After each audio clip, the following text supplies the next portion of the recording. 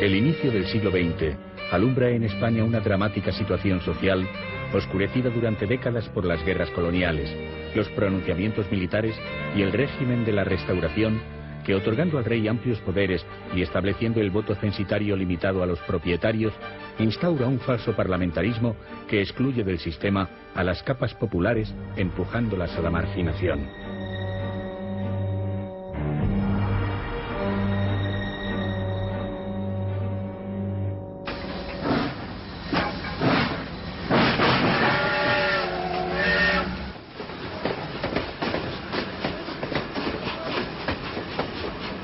A lo largo del siglo anterior, se había producido un desarrollo científico y tecnológico sin precedentes en la historia de la humanidad.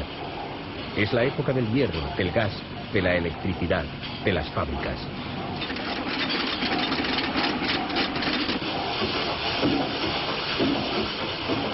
Pero mientras las fábricas producen cada vez en mayores cantidades, sus beneficios no repercuten en la mejora de las condiciones de vida de los asalariados, que subsisten en situación de miserabilidad extrema en las ciudades industriales sobresaturadas por la inmigración.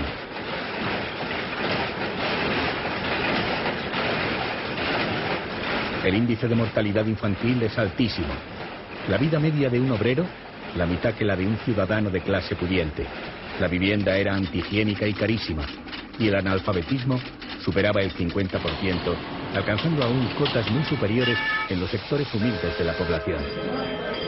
La temprana edad en la que entran a trabajar los niños en las fábricas agudiza la situación. En España, a principios del siglo XX, solo sabían leer y escribir 6 de los 18,5 millones de habitantes. La necesidad de regular las condiciones de trabajo, de exigir salarios más justos y la aspiración de crear una sociedad donde se reparta de forma más equitativa la gran riqueza creada por la industrialización, lleva a los obreros de las fábricas a crear sus propias organizaciones. Una de sus primeras reivindicaciones será plantear la necesidad de cultura y educación. Pero sus demandas son contestadas desde el poder por frases como la del ministro Bravo. España no necesita hombres que sepan, sino bueyes que trabajen.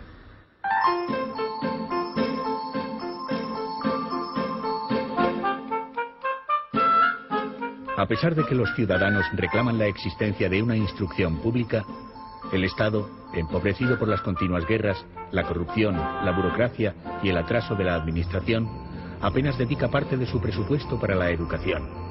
Los maestros tienen que desempeñar su labor en lugares oscuros e insalubres, a veces en los mismos establos o graneros.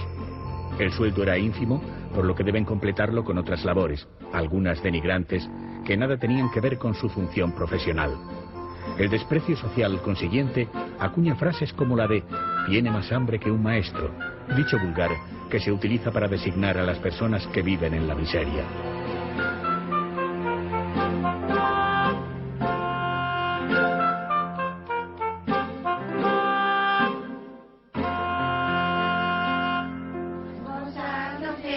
Ante la ausencia de locales y escuelas públicas, de material escolar y libros, gran parte de la responsabilidad de la educación en España recae en la institución eclesiástica. Pero esta ni alcanza a cubrir las necesidades de las capas más humildes de la población, ni está dispuesta a incluir en su enseñanza las corrientes innovadoras que los avances de la ciencia, la biología, la astronomía, las matemáticas, la física o la filosofía habían introducido en el conocimiento humano. Frente al positivismo cientificismo imperante en la época, que reivindica el valor de la ciencia, la experiencia y la razón como fuentes del saber y el progreso, la Iglesia española contrapone rigurosamente los antiguos dogmas.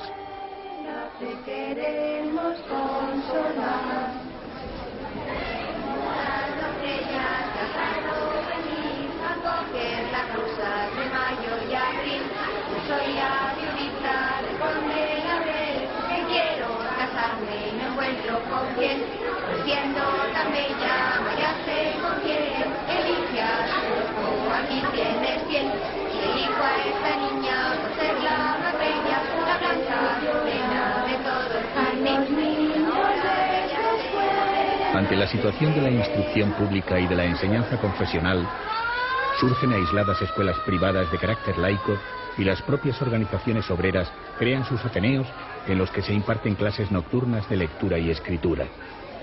En 1876, un grupo de profesores universitarios funda por iniciativa de Francisco Giner de los Ríos la Institución Libre de Enseñanza, que introduce en España nuevos conceptos educativos como la coeducación de sexos, práctica del deporte y contacto con la naturaleza, y aplica métodos intuitivos y racionales en el ámbito pedagógico.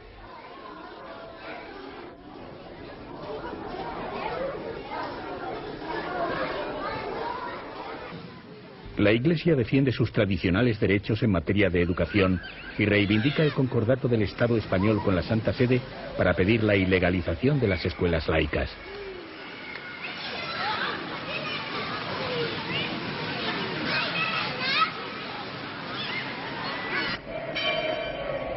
El obispo de Barcelona, Urquinaona, exige que desaparezcan de su diócesis, a pesar de reconocer que dichas escuelas forman discípulos en todas las ramas de la educación primaria y que abren sus puertas a los pobres para que no carezcan de los beneficios de la enseñanza. Por mucho conocimiento que en las escuelas laicas pudiesen adquirir los niños, saldrían de ellas en la condición de monstruos, porque monstruo, en verdad, es un hombre desprendido de Dios, que ni le conoce, ni le ama, ni le obedece, ni le sirve. De ese hombre hay que temerlo todo, aun las acciones más abominables y los más horrendos crímenes. Defienden las escuelas laicas todos aquellos que quieren sacudir el yugo del decálogo para entregarse sin freno a los arrebatos de sus pasiones.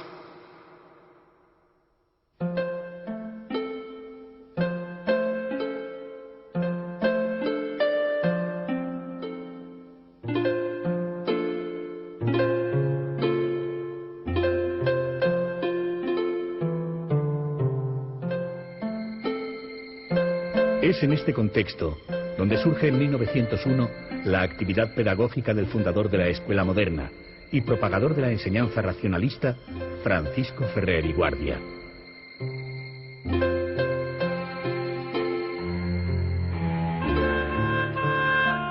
La enseñanza racionalista de la escuela moderna ha de abarcar el estudio de cuanto sea favorable a la libertad del individuo y a la armonía de la colectividad mediante un régimen de paz, amor y bienestar para todos, sin distinción de clases ni de sexo. Todo el valor de la educación se basa en el respeto físico, moral e intelectual del niño. Y sobre todo no olvidemos que en materia de educación no hay más que un solo derecho superior a los otros y ante el cual todos deben ceder, el derecho del niño.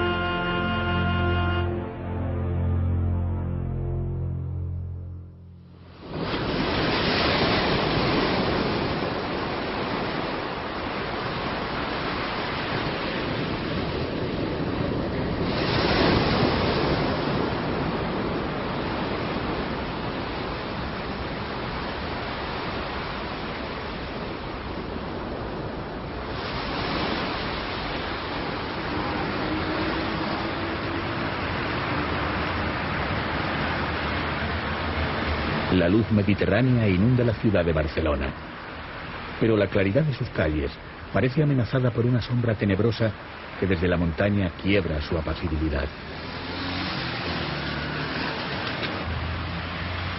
Hubo un tiempo en que la amenaza se hizo realidad y la oscuridad del castillo de Montjuïc proyectó su penumbra sobre el devenir de la sociedad.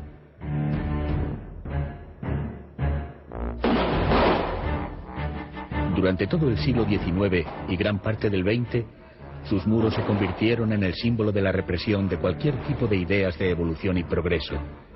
Sus fosos circuían un mundo de horror y muerte.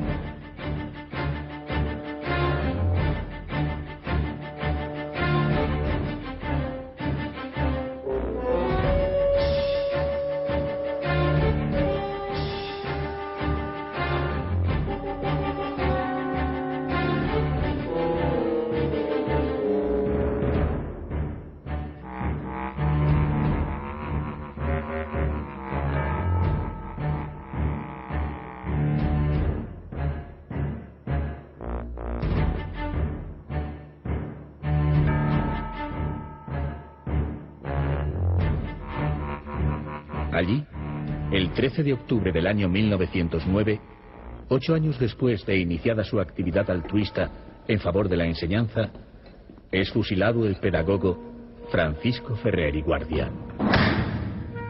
Amigos, buena puntería. No es culpa vuestra. Soy inocente. ¡Viva la escuela moderna! ¡Apunta! ¡Fuego!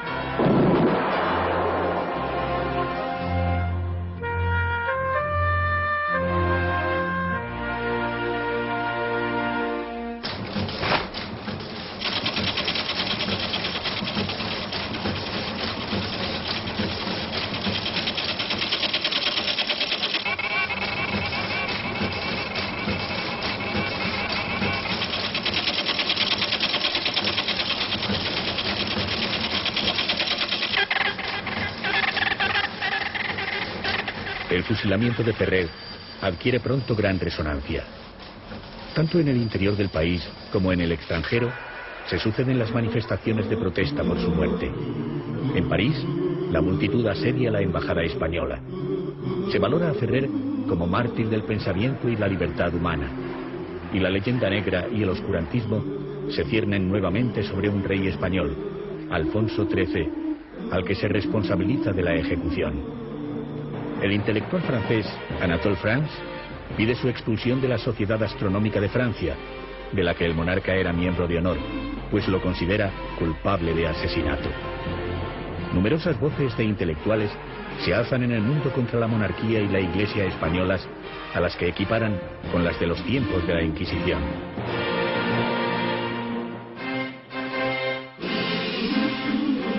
Al mismo tiempo, reivindican la vida y la obra de Ferrer.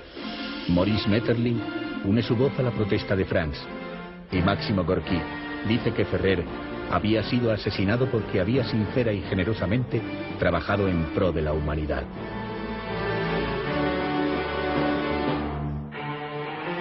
Años después, Albert Camus escribe: Francisco Ferrer pensó que nadie es voluntariamente malo, y que todo el mal, integrado en el mundo humano, procede de la ignorancia.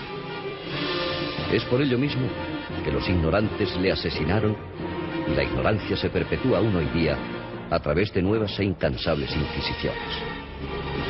No obstante, frente a estas, algunas víctimas, entre ellas Ferrer, vivirán eternamente.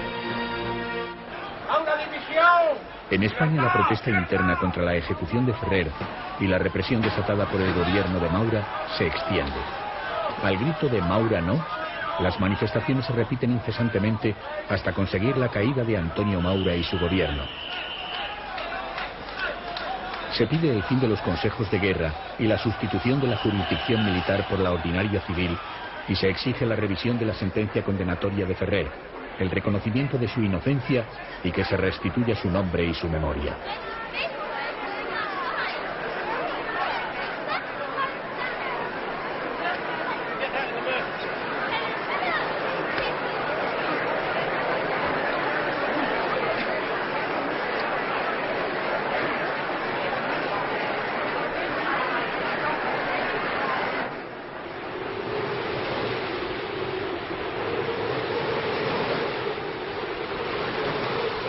Pero no todas las reacciones ante su muerte fueron tan favorables a la memoria de Ferrer.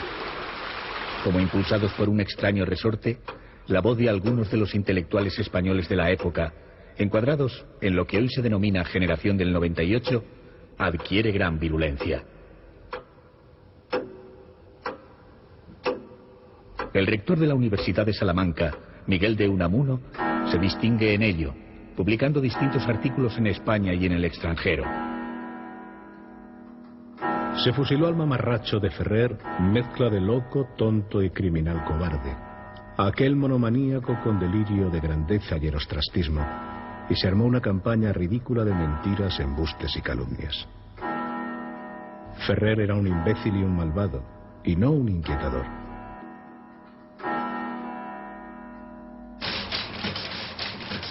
Periódicos de tendencia clerical inician una campaña de desprestigio que es secundada desde sectores influyentes de la sociedad española. El diario El Universo publica apenas un mes después de la ejecución un artículo en el que descalifica a Ferrer. Frío, impasible, calculista, metódico en sus procedimientos, se procura cautelosamente los medios pecuniarios, engañando a una vieja para fundar la Escuela Moderna de Barcelona, que además de pervertir a los niños, haciéndoles anarquistas antes de tener uso de razón, es un foco activo de propaganda editorial contra todos los fundamentos sociales: religión, familia, propiedad, autoridad y ejército. Bastantes años después, Gerald Brennan, en su famosa obra El laberinto español, tampoco ahorra descalificaciones. Pedante de estrechas miras y con pocas cualidades atractivas. Su muerte causó una impresión que en vida poco había hecho él por merecer.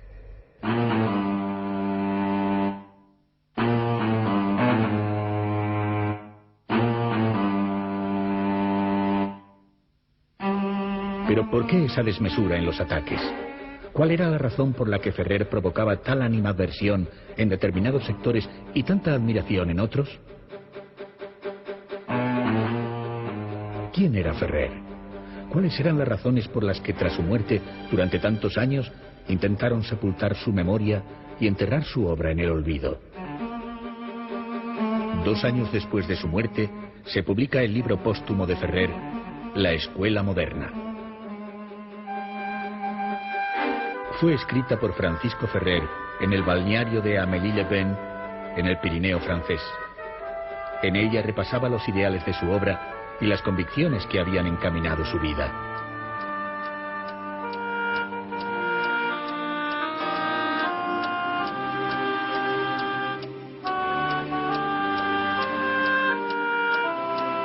Educar equivale actualmente a domar, adiestrar, domesticar. Para hacer las bases de la escuela moderna, no tengo más que tomar lo contrario de lo que viví en mi infancia.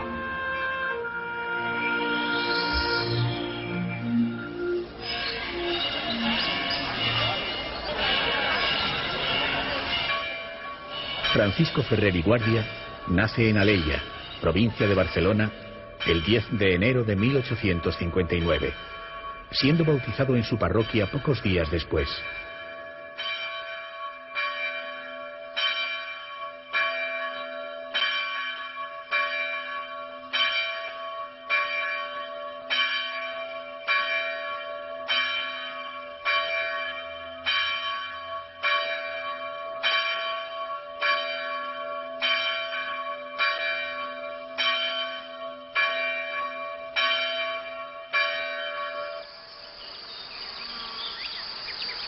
Alella es un pueblo de la comarca del Maresme que, debido a su riqueza vitivinícola y de floricultura, conoce a finales del siglo XIX y primeros años del XX un importante desarrollo y riqueza que se atestigua en las magníficas construcciones que se hacen en la época.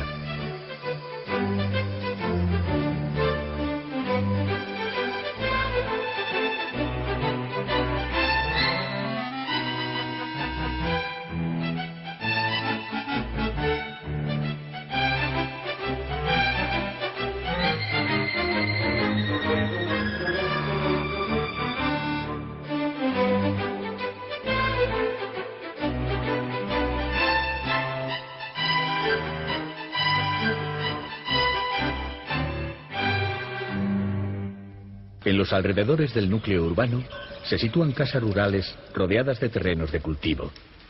En una de ellas, Mas Boter, transcurre la infancia de Ferrer. Sus padres son campesinos acomodados, aunque su abundante descendencia, Francisco era el 13º de 14 hermanos, tampoco les permite excesivos dispendios.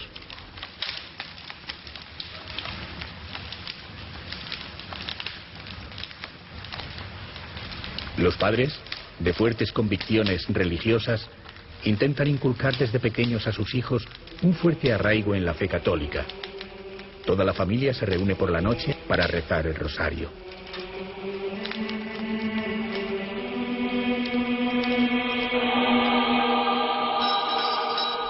Por las mañanas, la madre se dirige a oír misa a la iglesia. Francisco la acompaña y ejerce de monaguillo. Santa María, Madre de Dios, ruega por nosotros pecadores, ahora y en la hora de nuestra muerte. Recibe una severa educación religiosa en la escuela de Alella, que depende de la parroquia y está situada en uno de sus anexos. Casi todo el tiempo se dedica a la enseñanza del catecismo y la historia sagrada. El rigor, los golpes y los severos castigos no son extraños al sistema pedagógico imperante, donde se aplica sin excesivos miramientos el dicho de que la letra con sangre entra. Ferrer se enfrenta al maestro llamándole bruto y es castigado.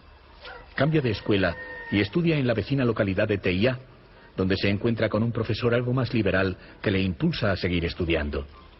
El párroco de la localidad le presta libros y le enseña francés e intenta convencerle para que desarrolle una vocación religiosa, consiguiéndole una beca para que estudie en un colegio jesuita.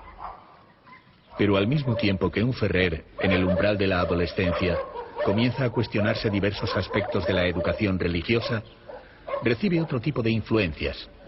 Su tío, de ideología progresista, y su hermano mayor, José, frustran los intentos vocacionales y las aspiraciones del párroco de convertir a Francisco en un futuro seminarista.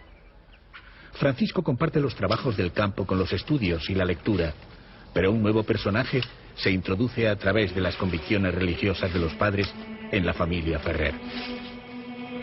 Es el nuevo vicario de Alella. Su influencia va en aumento hasta que consigue tener un estricto control de todas las actividades económicas y sociales que se producen en Camboter.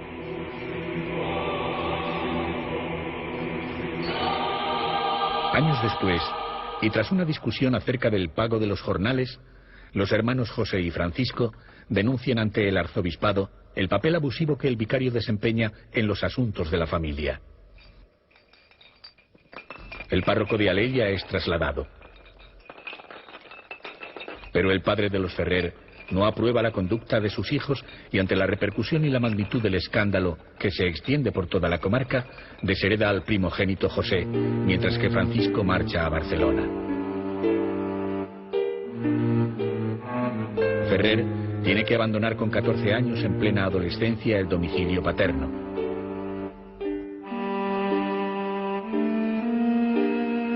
Su vida toma un importante giro que le llevará a insospechados caminos.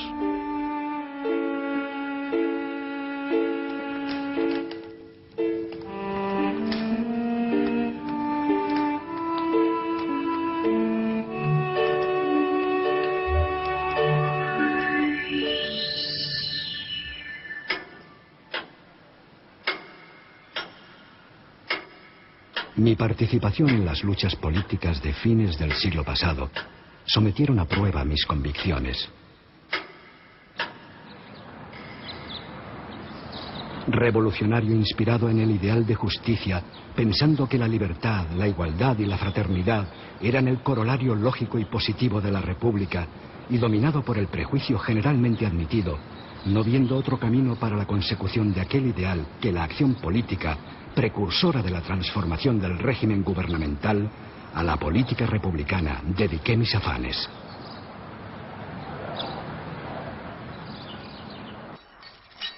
Ferrer llega a Barcelona en 1873 y se establece en San Martín de Provençals, en casa de un harinero amigo de la familia, donde trabaja como contable.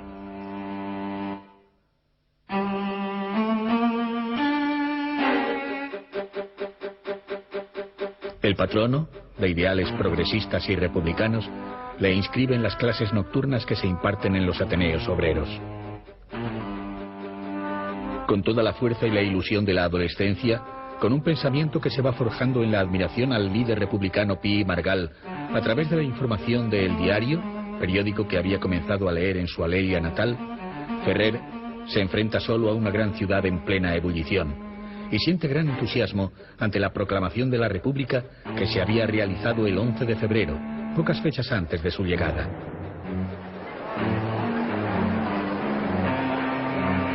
Barcelona se encuentra en plena efervescencia social.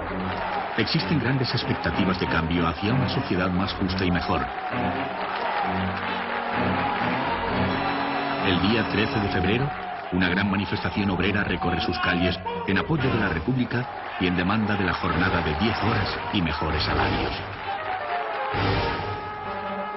La ilusión se adueña del conjunto de la sociedad, pero las exigencias son muchas y el tiempo muy breve. A pesar de que se aprueban leyes como la supresión de las quintas y el establecimiento de la milicia voluntaria, se convocan elecciones y se elabora un proyecto de constitución federal, las urgencias de una sociedad lastrada durante décadas por el atraso económico, cultural y social a que le había sometido el régimen monárquico no son satisfechas. En diversas ciudades se proclaman huelgas obreras que desembocan en rebeliones cantonales como las de Alcoy, Cartagena y otras ciudades de Andalucía y Levante. Paralelamente, los carlistas continúan su particular guerra para tomar el poder por las armas y situar a Carlos VII como rey de España, y ocupan gran parte del territorio vasco-navarro y diversos puntos de Cataluña. Las conspiraciones militares para restaurar la monarquía borbónica se suceden. Es el caldo de cultivo adecuado que esperan los sectores ultraconservadores para dar el golpe militar y acabar con la Primera República. El 3 de enero de 1874, cuando la República aún no ha cumplido un año, el general Pavía invade el Congreso de los Diputados y disuelve las Cortes.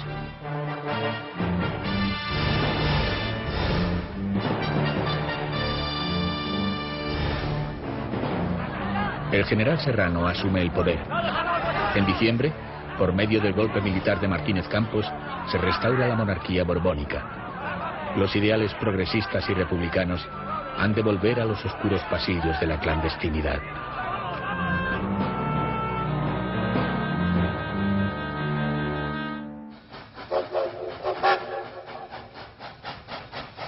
Francisco Ferrer trabaja como revisor en la compañía de ferrocarriles. Allí, en uno de los vagones, ha creado una biblioteca ambulante tras haber participado con anterioridad en diversas experiencias educativas en los círculos obreros. Su trabajo le permite poner en práctica, a pesar del peligro, sus ideales republicanos, ya que se convierte en enlace del interior con el exiliado Ruiz Zorrilla, político republicano por el que Ferrer siente gran admiración. En uno de los viajes conoce a Teresa San Martí, una joven de ascendencia acomodada y de fuertes convicciones religiosas.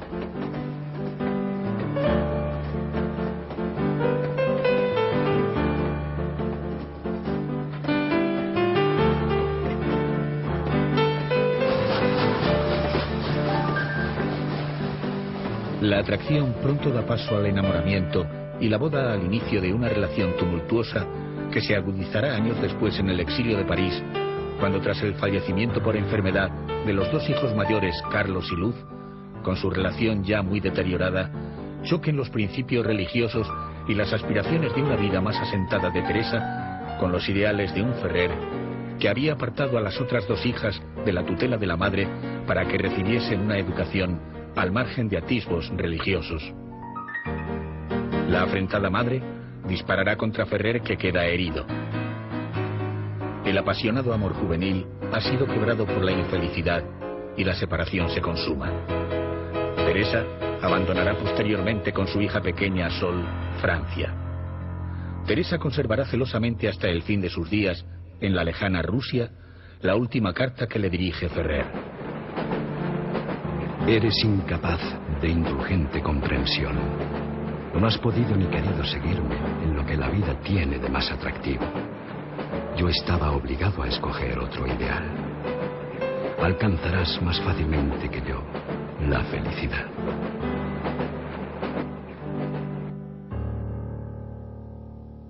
Cuando el matrimonio convive todavía unido en Barcelona, Ferrer entra en contacto con diversos círculos masónicos. La masonería, muy extendida en la sociedad europea de finales del siglo XIX, era una sociedad secreta que se había desarrollado extraordinariamente al amparo de la Ilustración. Adopta los ideales del siglo de las luces y asume los criterios de libertad, igualdad, fraternidad, característicos de la Revolución Francesa. Sus miembros se agrupan en la logia, donde se lleva a cabo el intercambio de ideas y se busca el perfeccionamiento moral de sus miembros. Su objetivo, la lucha contra el fanatismo y la ignorancia.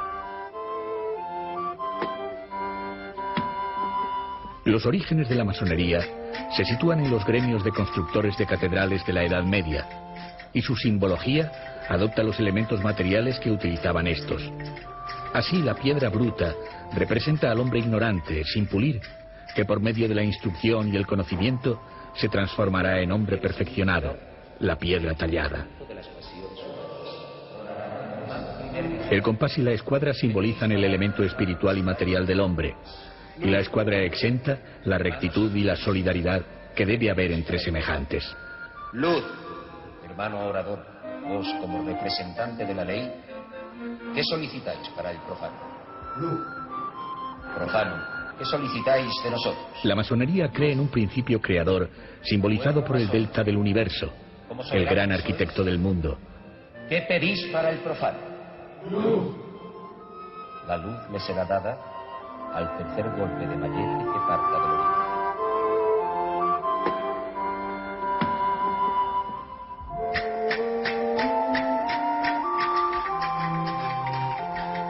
Ferrer entra tras un periodo de iniciación en la logia La Lealtad.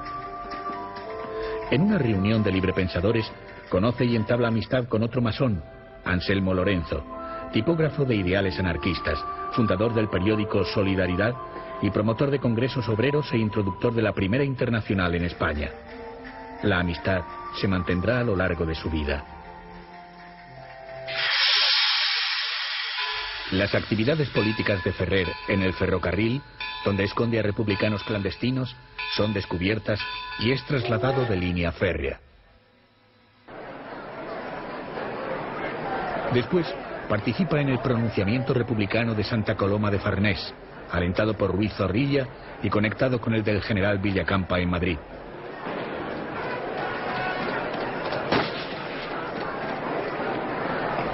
La derrota del intento de restablecer el régimen republicano provoca una fuerte represión. Ferrer opta por el exilio. Por haberme comprometido en el levantamiento de Santa Coloma de Farnés y aún más por discordias conyugales, emigré voluntariamente a París, en cuya ciudad, gracias a recomendaciones de don Manuel Ruiz Zorrilla, viví del comercio de vinos hasta 1889.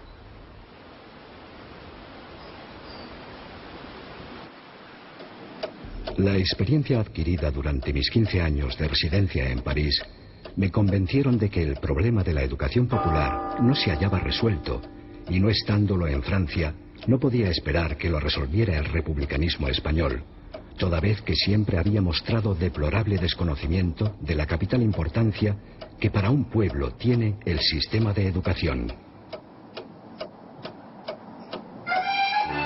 París es a finales del siglo XIX la capital cultural y política de Europa. La Tercera República se consolida. Las vanguardias artísticas y las ideologías políticas coinciden en la capital francesa en una fiebre renovadora que transforma la vida y las costumbres. La ciudad es un auténtico hervidero de mentes progresistas y revolucionarias. Se buscan nuevos caminos en el arte, la literatura y la política.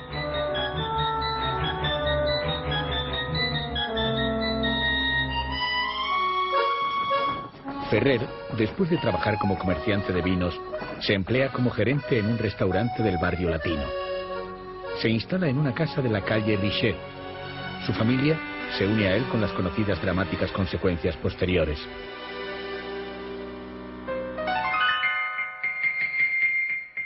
En marzo de 1890 se afilia a la logia masónica del Gran Oriente francés, en donde alcanza los más altos grados. Comienza a dar clases de español con gran éxito en el Círculo Popular de Enseñanza Laica, situado en los locales de la logia y dependiente de la Asociación Filotécnica. Ferrer trabaja activamente con los círculos republicanos españoles exiliados en París y desempeña el cargo de secretario de Ruiz Zorrilla, pero pronto su ilusión se transforma en una profunda decepción. Su pensamiento evoluciona a la par que aumenta su desencanto. Mi relación con don Manuel Ruiz Zorrilla, que podía considerarse como centro de acción revolucionaria, me puso en contacto en París con muchos revolucionarios españoles y con muchos y notables republicanos franceses, y su frecuentación me causó gran desengaño. Si en lugar de preocuparse los presidentes, secretario y vocales de los comités del empleo que habrían de ocupar en la futura república, hubieran trabajado activamente por la instrucción popular, ¿cuánto se hubiera adelantado durante 30 años en las escuelas diurnas para niños y nocturnas para adultos?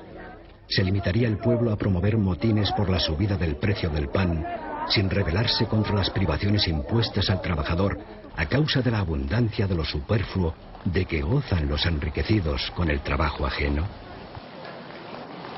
Francia goza en aquellos años de una gran prosperidad económica, pero el desarrollo tiene grandes zonas de oscuridad.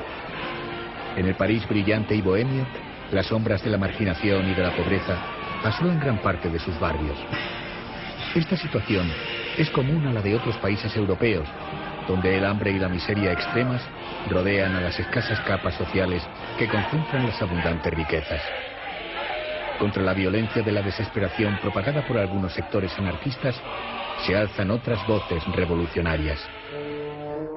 Frente a la idea de Bakunin de que la revolución surge de manera violenta y espontánea, Piotr Kropotkin recuerda en 1891 que un edificio basado sobre algunos siglos de historia no se destruye con algunos kilos de explosivos, y propone el papel fundamental de la educación al afirmar que ninguna revolución social puede triunfar si no es precedida de una revolución en las mentes y en los corazones de los hombres, y esta revolución interna tiene que llevarse a cabo a través de las escuelas.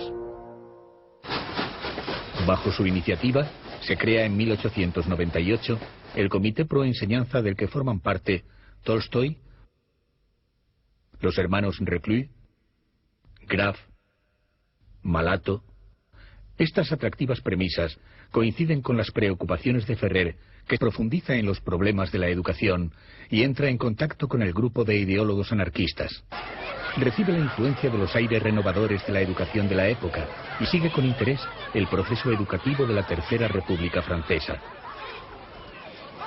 Concretada la separación Iglesia-Estado, el gobierno francés anima la creación por Jules Ferry de la enseñanza primaria gratuita, obligatoria y laica.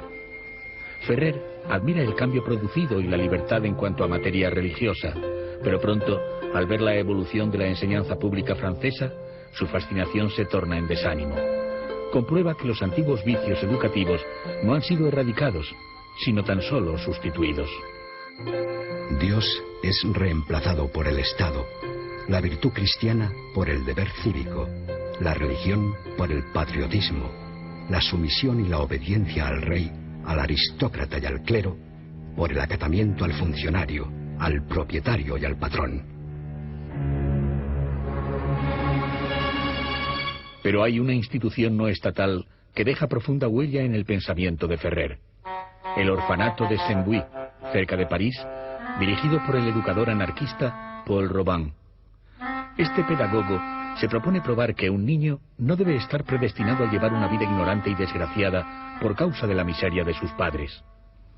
A los negativos efectos de una vida familiar difícil y complicada, opone una educación cariñosa y una vida en contacto con la naturaleza. La anarquista norteamericana Emma Goldman relata así la experiencia. Tomó su material de donde pudo. De la calle, las barracas, los orfanatos, las inclusas, los reformatorios, de todos los lugares oscuros y horribles en que la sociedad benevolente esconde sus víctimas para apaciguar su mala conciencia. Reunió a todos los granujas sucios, mugrientos y muertos de frío que podía alojar, y se los llevó a Saint-Bui. Los efectos tan positivos que sobre los desarraigados niños tiene la experiencia educativa de Robin influyen de manera decisiva en un Ferrer que va conformando de manera definitiva su teoría pedagógica. elabora la idea de una escuela moderna en la que los alumnos reciban una educación racional basada en el positivismo, que considera a la ciencia y a la experimentación como el único medio de conocimiento auténticamente válido. Los niños no deben estar sometidos a ninguna autoridad política, religiosa o moral. Ferrer amplía sus cursos de español y comienza a dar clases en diversos centros y en el Liceo Condorcet. Sus métodos son celebrados con gran éxito y publica su obra Tratado de Español Práctico, un compendio de su sistema de enseñanza en el que por primera vez en el aprendizaje de idiomas se sustituyen los textos clásicos por frases de uso ordinario que se utilizan en la vida cotidiana.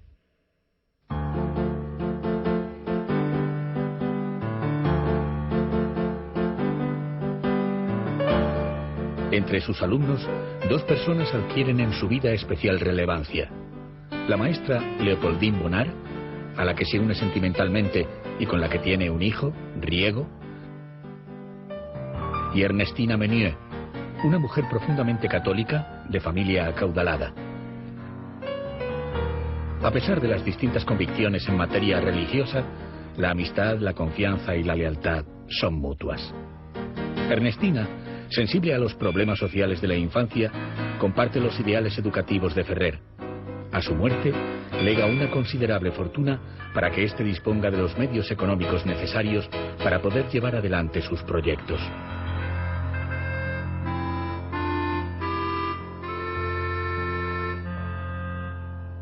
Durante su estancia en París, Ferrer ha ido transformando su pensamiento político y social al mismo tiempo que ha ido madurando sus ideas pedagógicas. Desencantado de las intrigas políticas, no cree ya en los pronunciamientos ni en los políticos. España es en esos tiempos un país atrasado que se consume en la miseria y la ignorancia. Es preciso ante todo ilustrar a su país. Es necesario propagar la cultura y el conocimiento. Solo si el pueblo está instruido, podrá gozar de la libertad e independencia necesarias para transformar su terrible existencia. Ferrer viaja desde París a Barcelona, acompañado de su hijo Riego y de Leopoldine Bonnard. Regresa con un solo objetivo: fundar una escuela para niños, la escuela moderna.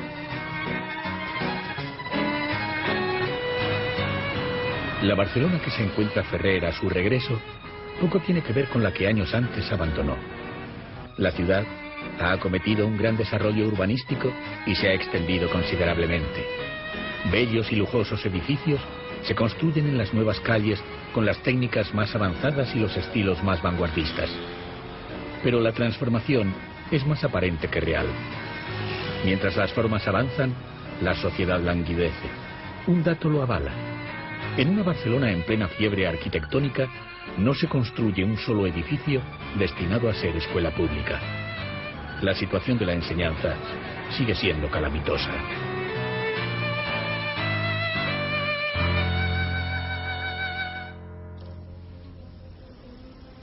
Ferrer se instala en Masnou, donde compra una casa, Mas Germinal.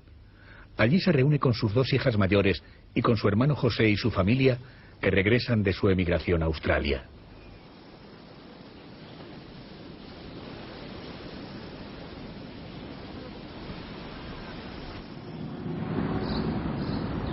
Nada más llegar a Barcelona, desempeña una frenética actividad de cara a fundar la escuela moderna en el más breve tiempo posible.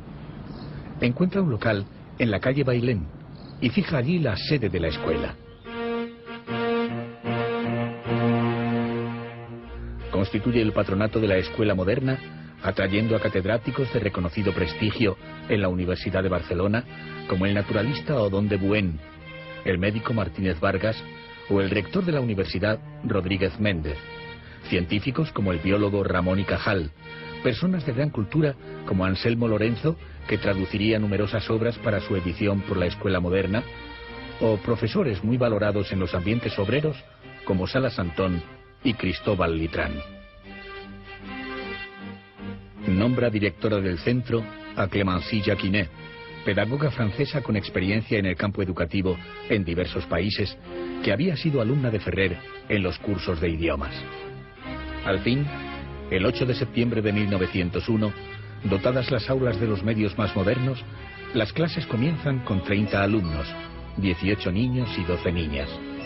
Durante los años siguientes, el número de cursos, alumnos y profesores se irá ampliando. Ferrer ha conseguido al fin llevar a la práctica su sueño.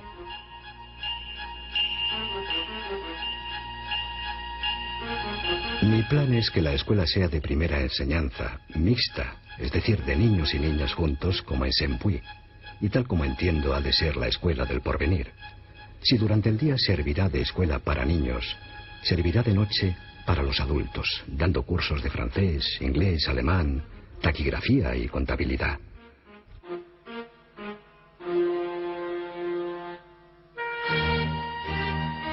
La misión de la escuela moderna consiste en hacer que los niños y niñas que se le confíen lleguen a ser personas instruidas, verídicas, justas y libres de todo prejuicio. Para ello, sustituirá el estudio dogmático por el razonado de las ciencias naturales. Excitará, desarrollará y dirigirá las aptitudes propias de cada alumno a fin de que con la totalidad del propio valor individual no solo sea un miembro útil a la sociedad, sino que, como consecuencia, eleve proporcionalmente el valor de la colectividad. En vista del buen éxito que la enseñanza mixta obtiene en el extranjero, y principalmente para realizar el propósito de la escuela moderna, encaminado a preparar una humanidad verdaderamente fraternal, sin categoría de sexos ni clases, se aceptarán niños de ambos sexos desde la edad de 5 años. La actividad cotidiana de la escuela moderna introduce conceptos pedagógicos inusuales a la enseñanza tradicional en España, que son puestos en práctica y desarrollados por sus profesores con la mayor sencillez. En la actualidad, aún conservan su vigencia y se aplican evolucionados en lugares como la Escuela Paideia, un centro de enseñanza no autoritaria que, además de dotar a los alumnos de una instrucción racional y científica, estimula una convivencia basada en la tolerancia, la comprensión y el impulso continuado hacia la libertad responsable.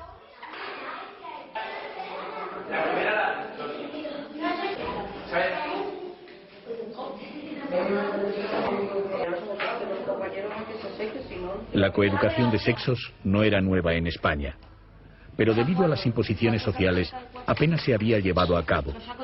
En las ciudades, clases mixtas de niños y niñas eran impensables incluso en las escuelas laicas de tendencia progresista.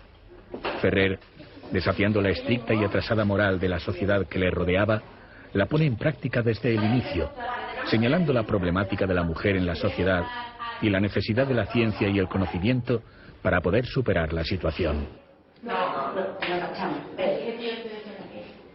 La coeducación de las clases sociales también se lleva a la práctica en la escuela moderna, donde según el nivel económico de los padres, la matrícula podía ser gratuita en caso de que las familias tuviesen unos ingresos humildes, o iba aumentando progresivamente su coste en el caso de familias más acomodadas. Ricos y pobres estudian juntos predicando la solidaridad y la igualdad desde la más tierna infancia. Otra de las facetas más importantes en la educación que proporcionaba la escuela moderna es la importancia e integración de los juegos en ella. Pero quizás lo más atractivo y vanguardista de su sistema educativo sea la ausencia de premios y castigos y de exámenes. Los exámenes clásicos no dan resultado alguno, y si lo producen es en el orden del mal. Estos actos, que se visten de solemnidades ridículas, parecen ser instituidos solamente para satisfacer el amor propio enfermizo de los padres, la supina vanidad y el interés egoísta de muchos maestros, y para causar sendas torturas a los niños antes del examen y después las consiguientes enfermedades más o menos prematuras. En crudo, somos adversarios impenitentes de los indicados exámenes. En el colegio todo tiene que ser efectuado en beneficio del estudiante. Otros aspectos importantes de la escuela moderna se concretan en hechos como que permaneciese abierta antes y después de los horarios de las clases, funcionando como guardería para los alumnos de familias en las que los cónyuges trabajasen, o el estricto cuidado que se tenía en proteger la salud y promover la higiene de los alumnos. Para la enseñanza de las asignaturas Se emplea la experimentación y la observación. Para ello no se duda en dar clases fuera de los locales de la escuela, organizándose excursiones o meriendas instructivas donde se visitan industrias, se va al campo o se utilizan los parques públicos para observar distintos aspectos de la naturaleza.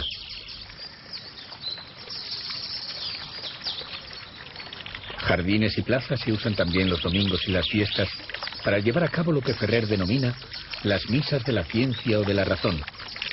Consiste en estos actos en unas conferencias dominicales en las que catedráticos, profesores de la escuela o expertos y científicos disertan sobre los más variados temas: historia natural, medicina, higiene, medios de defensa contra distintas enfermedades, geografía.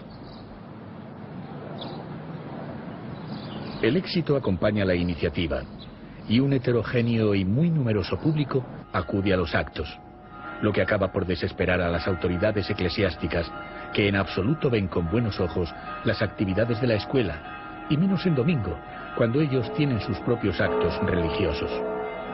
En una de las concentraciones, el día del Corpus de 1904, hacen sonar todas las campanas de la iglesia parroquial para que los asistentes, que se habían congregado en número superior a los 6.000, no pudiesen escuchar con nitidez a los conferenciantes. Claro que Ferrer, a cambio, les organiza diversos actos, como la merienda escolar, que concentra a más de 1.700 alumnos el día del Viernes Santo. El enconamiento, lejos de amainar, se convierte en crudo enfrentamiento. Pero aparte los ataques de la jerarquía eclesiástica, que ya había protestado por la ubicación de la escuela moderna en una calle donde se encontraba un colegio religioso, la enseñanza novedosa de la escuela se enfrenta a dos problemas: la necesidad de acomodar a los maestros a los nuevos métodos pedagógicos, cuestión que aborda Ferrer al crear en los mismos locales de la escuela unos cursos de formación para profesores, y la necesidad de tener nuevos libros de texto que respondiesen a las expectativas creadas. Para ello, Ferrer funda una editorial y hace un llamamiento que publica en los periódicos. A los intelectuales. La escuela moderna hace un llamamiento vehemente a cuantos escritores amen la ciencia y se interesen por el porvenir de la humanidad, para que propongan obras de texto dirigidas a emancipar al espíritu de todos los errores de nuestros antepasados y encaminar la juventud hacia el conocimiento de la verdad y la práctica de la justicia, librando al mundo de dogmas autoritarios, sofismas vergonzosos y convencionalismos ridículos, como los que desgraciadamente forman el organismo de la sociedad presente.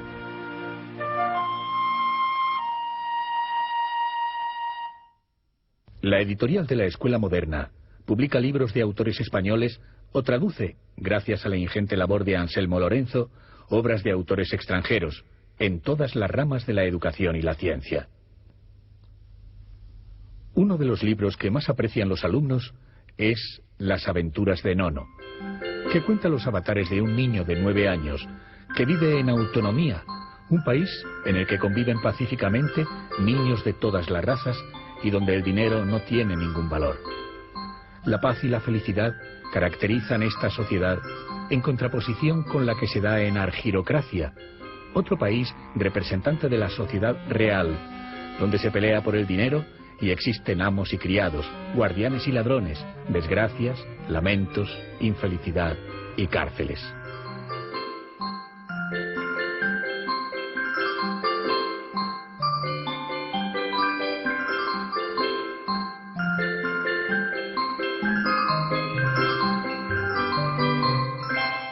También se edita un boletín que sirve de medio de información hacia la sociedad para dar noticias o novedades, publicar diversos artículos, desde los pedagógicos a los consejos higiénicos, o como medio de comunicación a los padres y de expresión de los alumnos.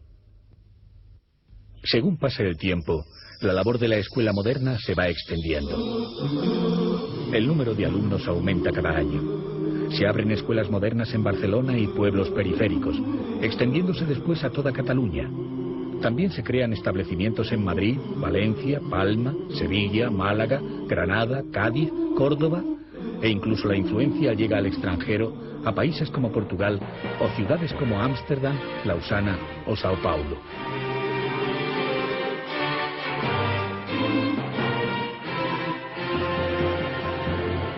Pero el propio funcionamiento de la escuela moderna le va creando peligrosos enemigos.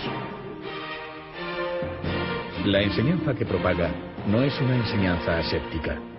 Su objetivo es dotar a los alumnos de todos los conocimientos científicos, sociológicos y culturales para que puedan ser personas libres que desde su independencia ética y moral transformen la sociedad a lo largo del tiempo y construyan una nueva basada en la solidaridad y la fraternidad sin distinción de clases ni gobiernos. Los hombres deben unirse y amarse para vivir fraternalmente.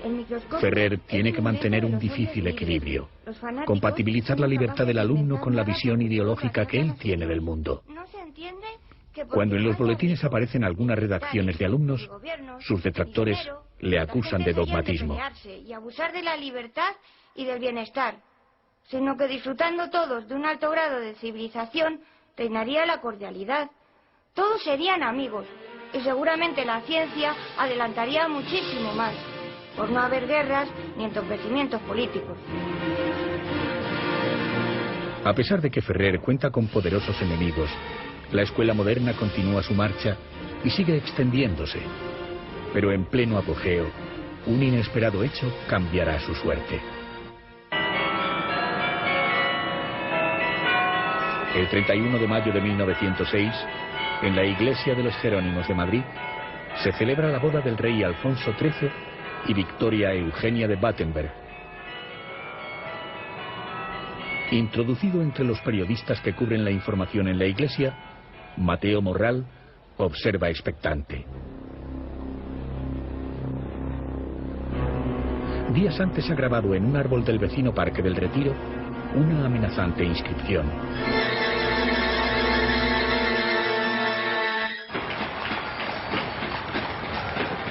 Alojado desde hace días en una pensión de la calle Mayor, por la que tenía que pasar la comitiva real en su camino hacia el palacio, terminada la ceremonia religiosa, Morral se dirige rápidamente hacia la casa.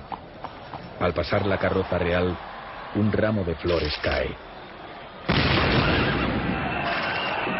El atentado contra la persona del rey, que ya había sido objeto de otro intento de regicidio por parte de exiliados españoles meses antes en su visita a París, falla, pero causa un gran número de víctimas.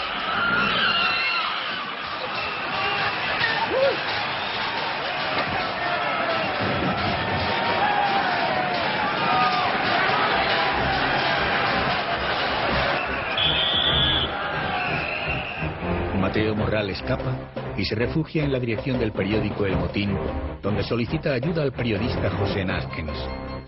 Tras una frenética huida, es descubierto por la policía y Morral se suicida.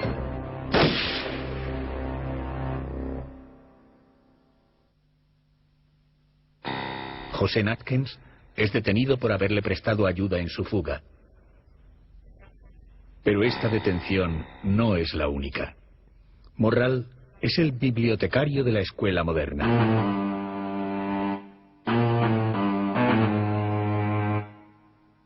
Se intenta desvirtuar su auténtica personalidad, describiéndole como un hombre sin voluntad ni formación, al que otros más inteligentes han manipulado. Se acuña la frase de "el pobre Morral", como si éste hubiera sido utilizado. Tal consideración parece enfrentarse con la realidad, si se tiene en cuenta su biografía. Mateo Morral, hijo de una acaudalada familia de Sabadell, había recibido una esmerada educación que completó en diversos países europeos.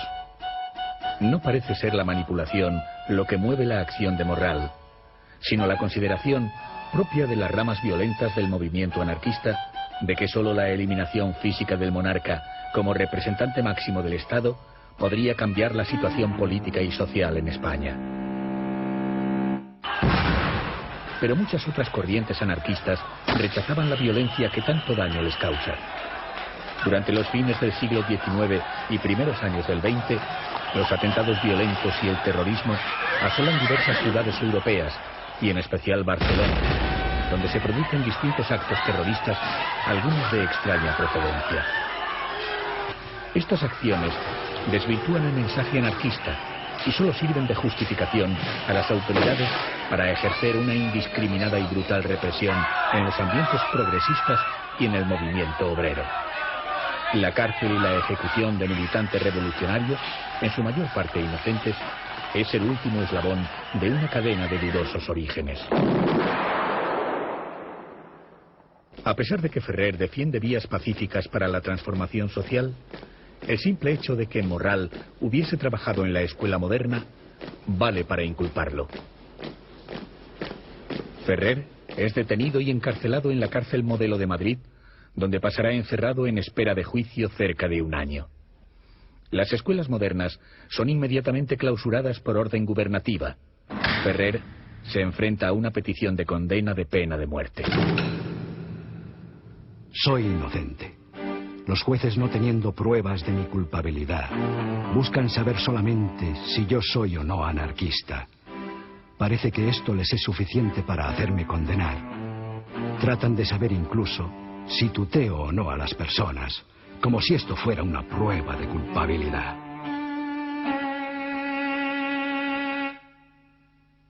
Desde el interior del país, algunos círculos obreros y progresistas se movilizan en su defensa.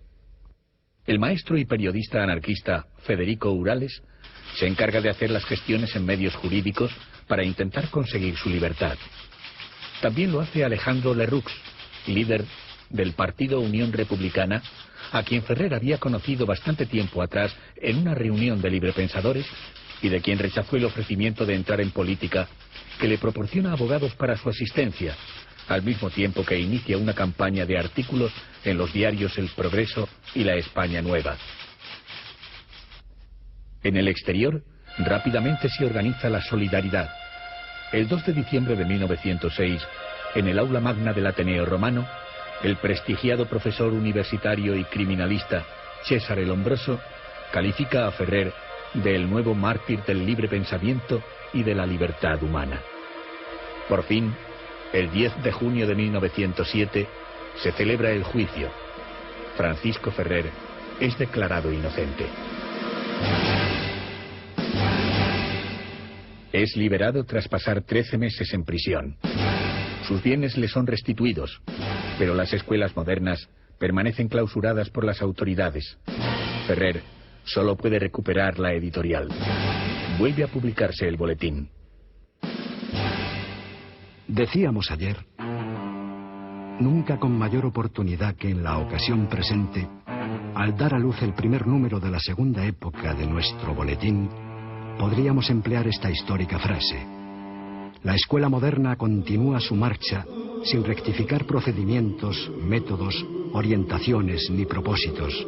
Continúa su marcha ascendente hacia el ideal, porque tiene la evidencia de que su misión es redentora y contribuye a preparar, por medio de la educación racional y científica, una humanidad más buena, más perfecta, más justa que la humanidad presente.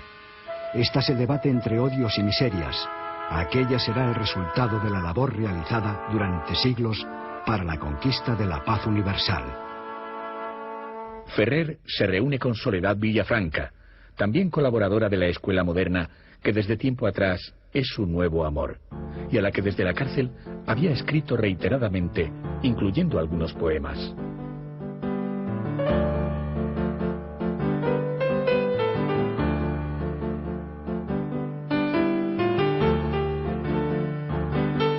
La pareja viaja al balneario de Amélie-les-Bains, en el Pirineo francés. Allí Ferrer encuentra la tranquilidad que durante tantos años le ha sido velada.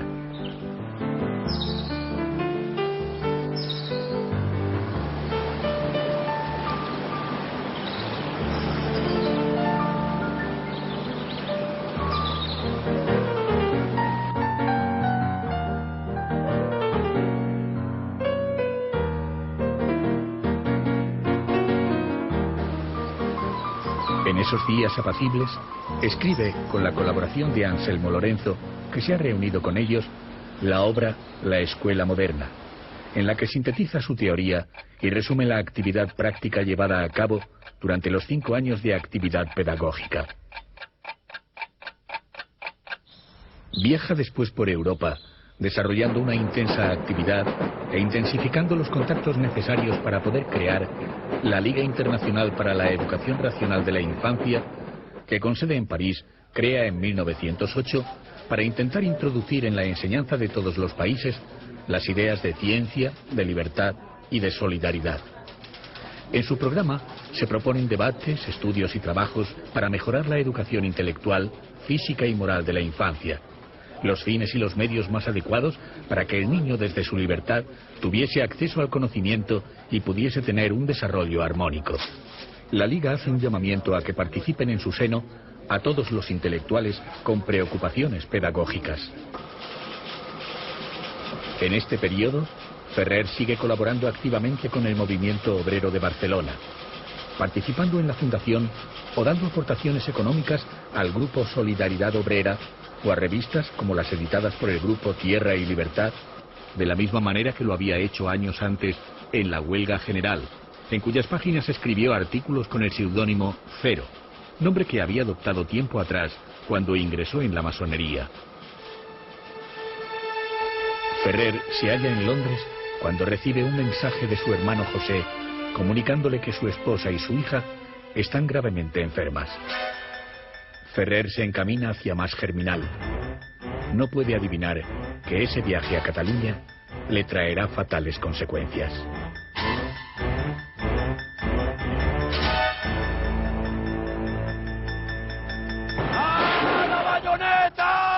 Tras las terribles guerras coloniales que España había abordado a finales de siglo y que finalizaron con el denominado desastre del 98, el gobierno español aún mantenía una cruenta guerra en una franja del territorio de Marruecos por defender los oscuros intereses de unas compañías privadas mineras. A la de Marruecos se la denomina la Guerra de los Banqueros.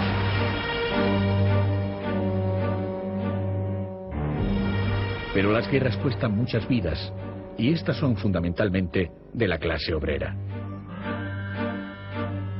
España posee en 1909 un servicio militar obligatorio que se rige por el sistema de quintas. Cuando te llaman a filas, quedas exhibido si pagas una cantidad al Estado. La medida solo favorece a los más ricos, pues las clases populares no cuentan con las 1.500 pesetas necesarias para librar a sus hijos del servicio militar.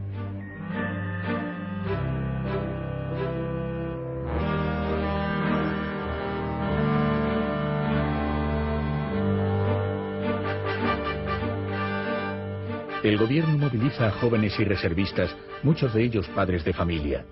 Comienzan los desastres de un ejército desorganizado y mal armado. Pronto llegan las noticias de las numerosas bajas de las tropas españolas. El número de muertos es considerable.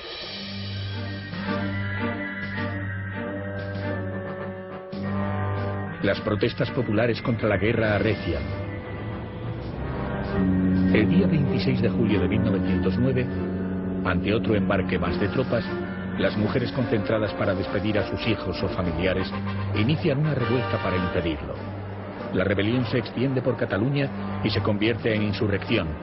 Se convoca una huelga general y el gobierno declara el estado de guerra y manda tropas para acabar con los sublevados.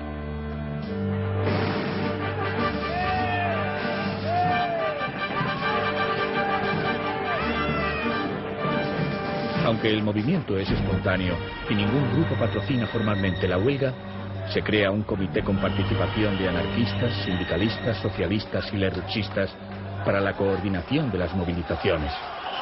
Pero los acontecimientos pronto lo desbordan.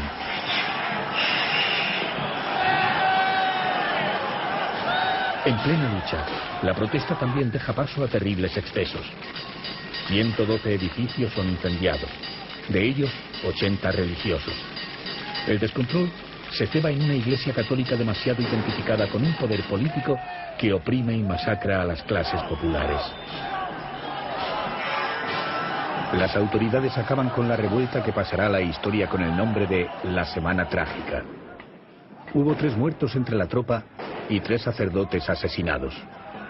Las víctimas populares fueron de 75. Hay más de 500.000 de heridos. Terminada la revuelta comienza la represión. Varios miles de personas son encarceladas. 2.000 de ellas serán procesadas. Mientras los sectores más conservadores exigen las más duras condenas, la Lliga Regionalista Catalana pide una represión dura e implacable e invita a la delación. La jerarquía eclesiástica clama desde los púlpitos. Todos quieren una cabeza de turco, buscan un culpable. En la catedral, el obispo Casañas lo señala. La palabra de Dios, a través de mi boca, sin tener que pronunciar su nombre en este lugar sagrado, señalará pues al culpable de la acrecida fuerza del poder laico y racionalista que ha cebado el flagelo, que viola nuestra santa iglesia y mete a cuchillo y a fuego España entera. El diario ABC dice: Es natural. Llevamos años y años dejando que la escuela moderna de Ferrer y otras análogas conviertan a sus hombres en fieras. Que las escuelas laicas den no una enseñanza sin Dios, sino contra Dios. Y que se hable un día y otro día de las saludables matanzas de frailes.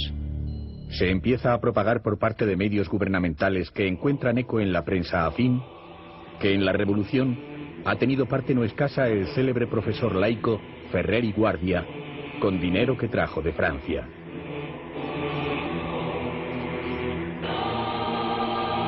A pesar de que la estancia de Ferrer en Barcelona solo coincide con los 2 primeros días de las fechas en que se desarrolla la Semana Trágica, y de que únicamente participa en la revuelta en las localidades de Masnou y de Premià, es detenido en la estación de Montgat cuando, preocupado ante la magnitud de los rumores y las inculpaciones, se dirige a tomar el tren.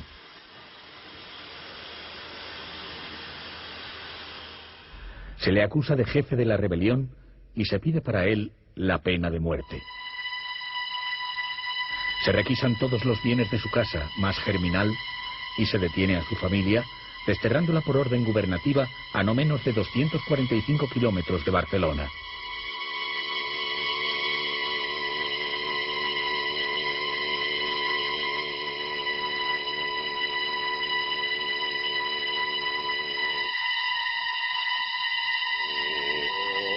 Anselmo Lorenzo y otros amigos y colaboradores de la escuela moderna también serán desterrados.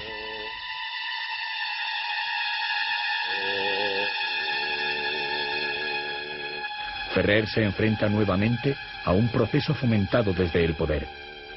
Pero hay una diferencia cualitativa. La jurisdicción en este caso no es civil, sino que ha de enfrentarse a un consejo de guerra de jurisdicción militar.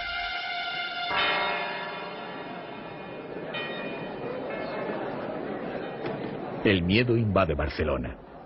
Las autoridades piden testimonios de testigos contra Ferrer y surgen de las filas lerrouxistas. La buena disposición de los militantes del partido de Lerroux al echar las culpas a Ferrer les libraba a ellos de asumir la responsabilidad de unos hechos en los que habían participado, al mismo tiempo que implicaban a Solidaridad Obrera, enemiga de su partido, a la que decían había utilizado Ferrer para llevar a cabo sus planes.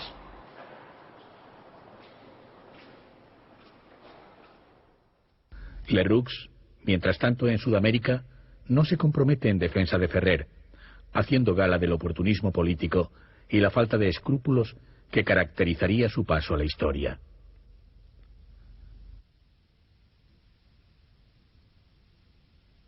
Los preparativos del juicio se hacen con toda rapidez. A Ferrer le nombran un abogado defensor de oficio, el capitán Galcerán, que apenas tiene tiempo de preparar su defensa. Galcerán, estudiados todos los testimonios, cree firmemente en su inocencia y, pese al riesgo que contrae por su condición militar, escribe: Esta campaña es dirigida principalmente contra la persona de Ferrer por odio y por temor a la educación dada a la clase obrera, sea en su escuela moderna, que lograron tiempo atrás cerrar, sea en la serie de libros publicados por la casa editorial por él fundada, por temor, repito, de que con la Ilustración los desesperados se ennoblezcan y sacudan yugos indignos de la raza humana.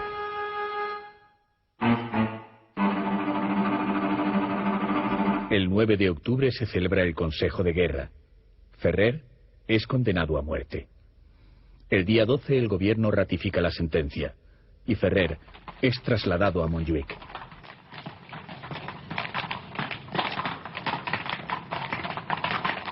Es recluido en la capilla donde se le ofrece asistencia religiosa que él rechaza. Redacta su testamento. Protesto con toda la energía posible de la situación por mí inesperada del castigo que se me ha impuesto, declarando que estoy convencidísimo de que antes de muy poco tiempo será públicamente reconocida mi inocencia. Deseo que en ninguna ocasión, ni próxima ni lejana, ni por uno ni otro motivo, se hagan manifestaciones de carácter político o religioso ante los restos míos, porque considero que el tiempo que se emplea ocupándose de los muertos sería mejor destinarlo a mejorar las condiciones en que viven los vivos, teniendo gran necesidad de ello casi todos los hombres.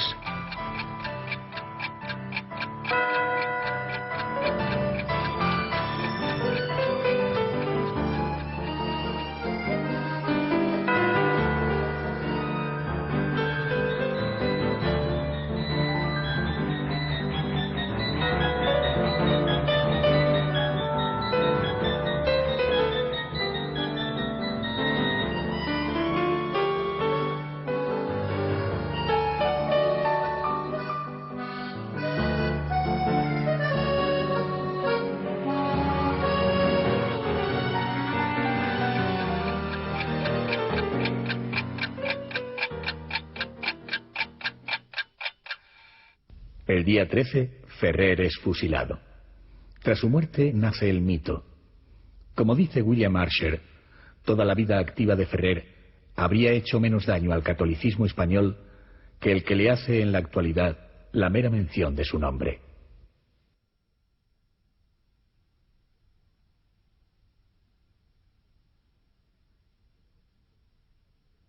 Pero los mitos forman parte de la religión y la magia y se diluyen con el tiempo.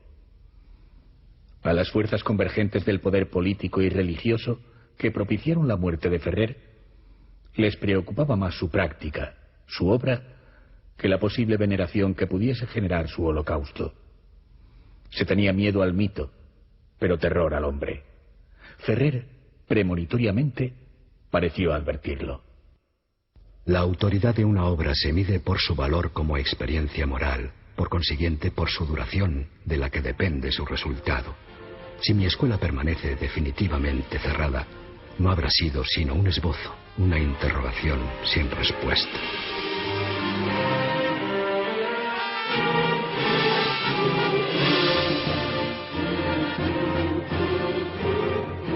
En marzo de 1911, las Cortes exigen la revisión del proceso contra Ferrer. El Consejo Supremo emite un nuevo dictamen.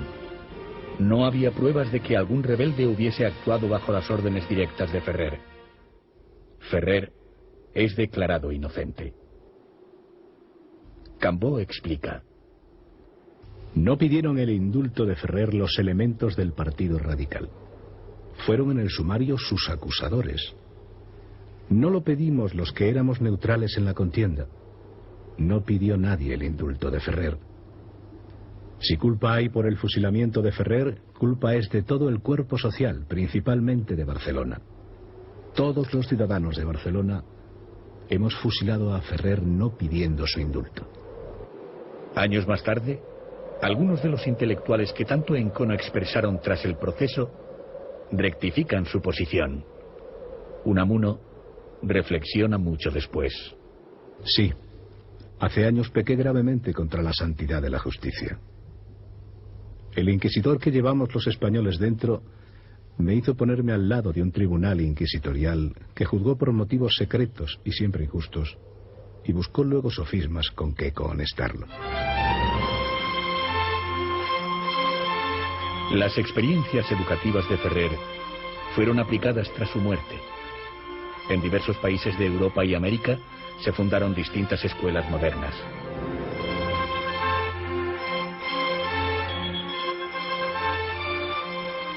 En España, las escuelas racionalistas tuvieron durante la Segunda República una gran actividad que contribuyó a la difusión de la cultura y al desarrollo y la formación de multitud de familias obreras. Luego vino un prolongado silencio.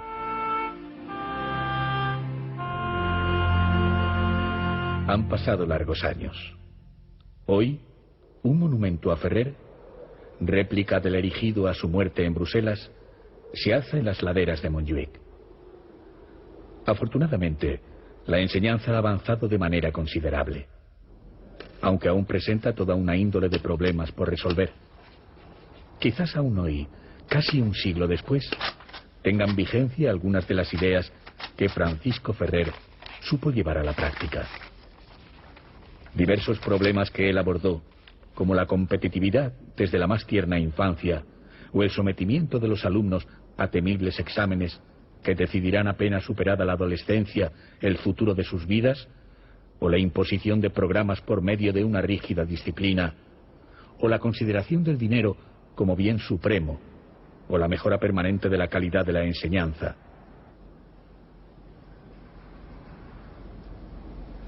Quizás hoy, cuando las penumbras han dejado de ensombrecer Montjuïc y aún queda tanto camino por recorrer, haya que recordar una de las frases de un hombre que de manera altruista llevó sus ideas a la práctica.